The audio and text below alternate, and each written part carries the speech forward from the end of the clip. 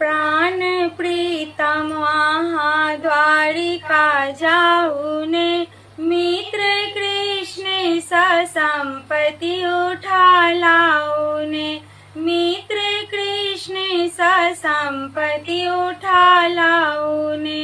प्राण प्रीतम वहाँ द्वारिका जाऊने, दुख भंजन संपत्ति उठा लाऊने, दुख भंजन संपत्ति उठा लाऊने।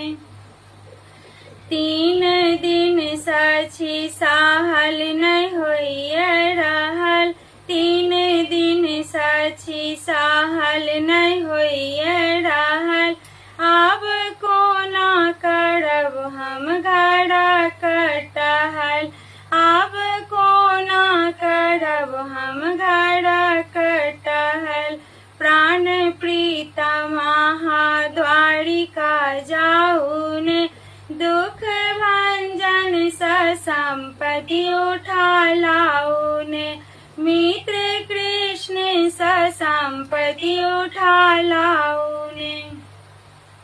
बाल बच्चा कन्हैया नहीं होइए रहल, बाल बच्चा कन्हैया नहीं होइए रहल। ओ विधाता हमर कर्म के हाँ लिखल, ओ विधाता हमर कर्म के हाँ लिखल। प्राण प्रीतम वहाँ द्वारिका जाऊने, दुख भंजन संपत्ति उठा लाऊने।